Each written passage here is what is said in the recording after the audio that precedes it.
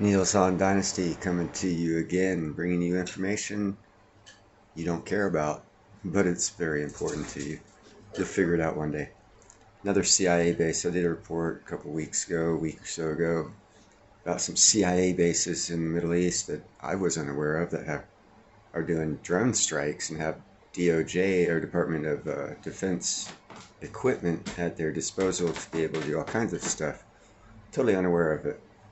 Here's another one I kind of sort of was unaware of as far as its scope. I was unaware of. Yeah, another reason for China to be scared. Military bases of the United States of America, operated by the Central Intelligence Agency, the National Security Administration, and the National Reconnaissance Office with a full 800 combined personnel. Yes, that is the Australian continent with an American CIA base in the center of it.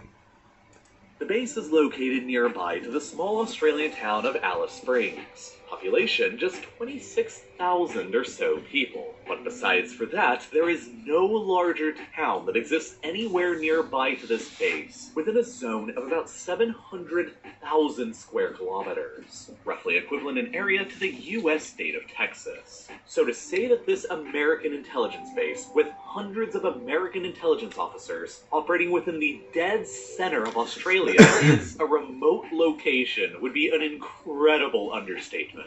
From the small Australian town of Alice Springs, if you take a short drive just 10 minutes or so to the southwest, you'll quickly run into various threatening signs like this one warning you to turn your car around and proceed no further, or else face some vague consequences. Just beyond these signs is, of course, the top secret joint intelligence base of Pine Gap, run by both the American and... Now I just want to point something out here. 1, 2, 3, 4, 5, 6, 7, 8, 9, 10, 11, 12, 13, 14, 15. Those little round bally things. If you look at all of our most sophisticated warships, you will see little bally things like this all over their communications array. And Australian governments. And unless you've watched the Netflix series about this base going under the same name, you've probably never even heard of this place, or knew that such an important American operation existed in the middle of the Australian outback.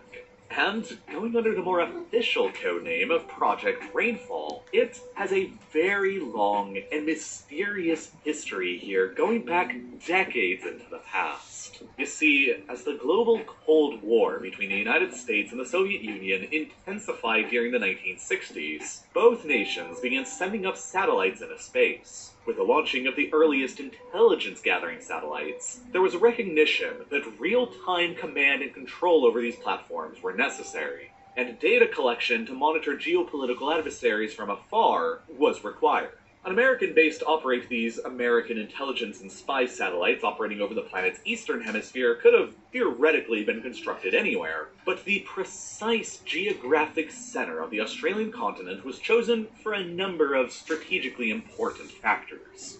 First, the sheer isolation of such a base deep within the continent. Okay, I got something to say here. If you look at this area right here,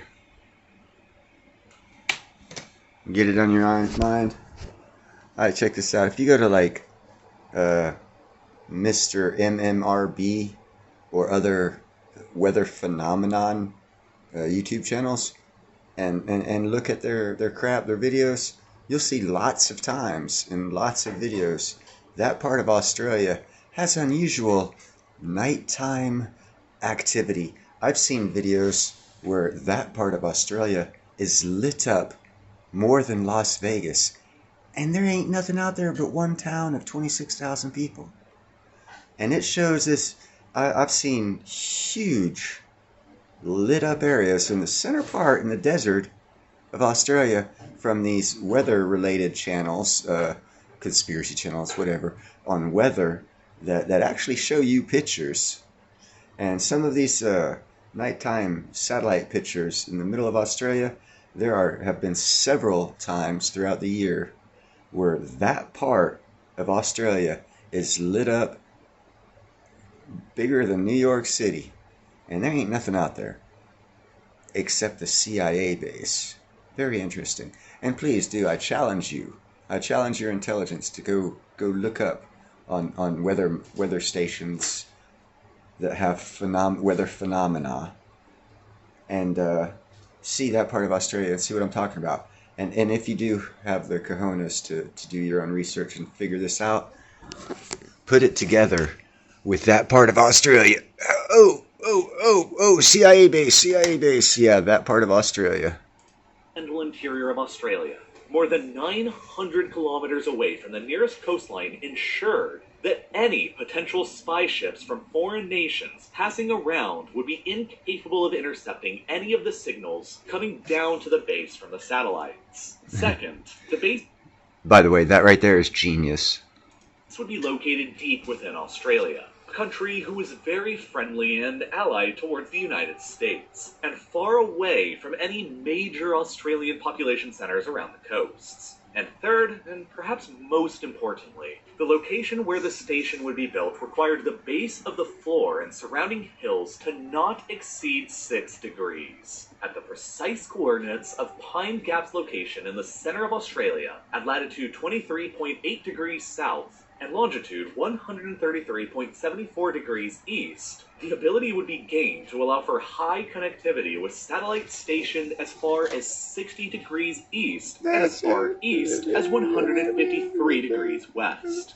Yeah, right in China's range. The entirety of China, North Korea, the Indian subcontinent, and a significant portion of the then Soviet Union. In short, yeah. It was a very logically chosen location to construct a satellite intelligence base at.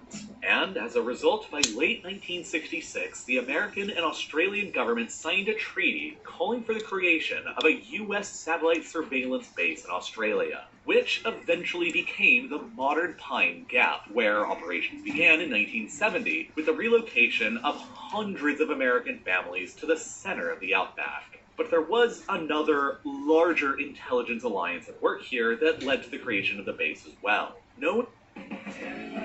Anyhow, that's all you guys need to know.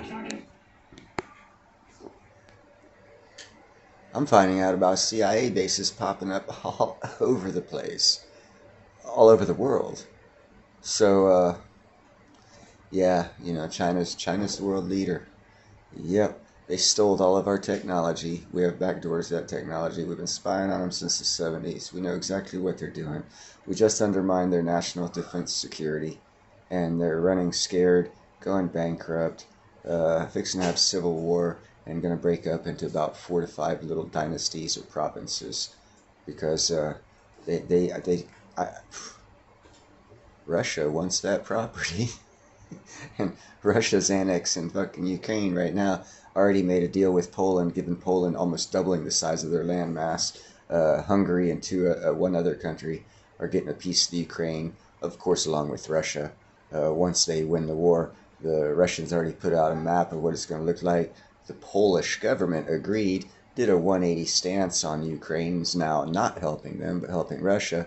And if you watched my reports, Ukrainian president already signed into law that they can turn part of the northwest part of Ukraine, I believe it is, back into a Polish colony, allowing every Pole in Ukraine, in that geographical area, to have the rights of Ukrainians, but be Polish.